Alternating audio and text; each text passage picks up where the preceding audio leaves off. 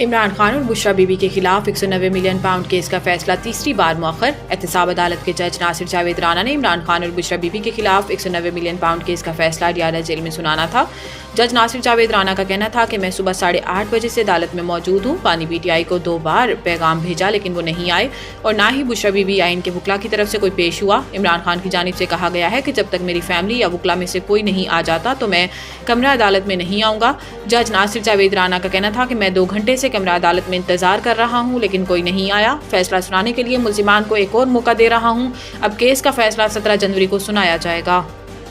Deal का तासुर गलत है। अलकादिर केस का हुकूमत के साथ मुज़ाकरात से कोई ताल्लुक नहीं। सलमान अकरम राजा। इमरान खान और बुशरा बीबी के खिलाफ अलकादिर ट्रस्ट फैसला मौखर होने के बाद रियादा जेल के बाहर मीडिया से गुफ्तगू करते हुए सलमान अकरम राजा का कहना था कि हुकूमत के साथ हमारे मुज़ाकरात जारी हैं। अलकादिर ट्रस्ट केस का मुज़ाकरात से कोई ताल्लुक नहीं। सलमान अकरम राजा का कहना था कि यह तासुर देना कि कोई डील नहीं हो रही जिसकी वजह से केस का फैसला मौखर हो रहा है बिल्कुल गलत है। हुकूमत से मुज़ाकरात का मकसद जमहूरियत है। सेक्रेटरी जनरल पाकिस्तान तहरीक इंसाफ का कहना था कि ये सुनने में आ रहा है कि हुकूमत के साथ मुज़ाकरात की तीसरी नशिस्त 15 जनवरी को होने जा रही है। दूसरी जानिब चेयरमैन PTI बैरिस्टर गोहर का कहना था कि हमें दीवार पर लिखा नजर आ रहा है कि हमारे खिलाफ इंसाफ नहीं हो रहा। अगर हमारे साथ इंसाफ होता तो इमरान खान और बुशरा बीबी के खिलाफ अलकादिर ट्रस्ट का फैसला बहुत पहले आ चुका होता। सिविलियंस का मिलिट्री कोर्ट में ट्रायल केस। अगर कोई आर्मी ऑफिसर आइन मुअत्तल करता है तो क्या सजा है? आईनी बेंच का सवाल। सुप्रीम कोर्ट के आईनी बेंच ने जस्टिस अमीनुद्दीन की सरबराही में सिविलियंस की फौजी अदालतों में ट्रायल के फैसले के खिलाफ इंट्रा कोर्ट अपील पर समाअत की, जिस सिलसिले में वजारत दिफा के वकील ख्वाजा हारिस ने दलाइल दिए। समाअत के आगाज में वजारत दिफा के वकील ने दलाइल दिए कि सुप्रीम कोर्ट ने आर्मी एक्ट के सेक्शन 59(4) को भी कलअदम करार दे दिया। इस पर जस्टिस मंदोखेल ने कहा कि आर्मी एक्ट में कई जुराइम का जिक्र भी मौजूद है। एक्ट के मुताबिक तमाम जुराइम का इतलाक फौजी अफसरान पर होगा। ख्वाजा हारिस ने कहा कि सिविलियंस का ट्रायल आर्मी एक्ट के सेक्शन 31D के तहत आता है। फौजी अदालतों को आइन ने भी तस्लीम किया है।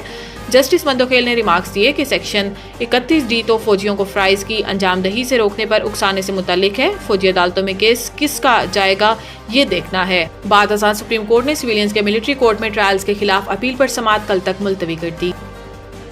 बिजली कंपनियों की नाअहली गर्दिशी कर्जों में सालाना 600 अरब रुपए से जायद का इजाफा। तफसीलात के मुताबिक बिजली की तकसीमकार कंपनियों के बारे में ताज़ा आदाद शुमार से पता चलता है कि नाअहलियों से भरी डिस्कोस गर्दिशी कर्जों में सालाना 600 अरब रुपए से जायद का इजाफा कर रही हैं, जो कि अब बढ़कर 2.467 ट्रिलियन रुपए हो गया है। इससे जाहिर होता है कि हुकूमत के आला हुकाम बिजली की वसूली और चोरी के नुकसानात को रोकने में बुरी तरह नाकाम है और 92.44% से जायद वसूली के दावों के बावजूद डिस्कोस गर्दिशी कर्जे में माहाना 50 अरब रुपए का इजाफा कर रही है। डिस्कोस के मामला देखने वाले उहदेदारान का बताना है कि सार्फिन से बिजली के बिल की वसूली में मजमूई तौर पर रिकवरी में बेहतरी जाहिर करने के लिए हर साल ओवर बिलिंग के जरिए 10 से 15% रिकवरी डिस्कोस के जरिए की जाती है।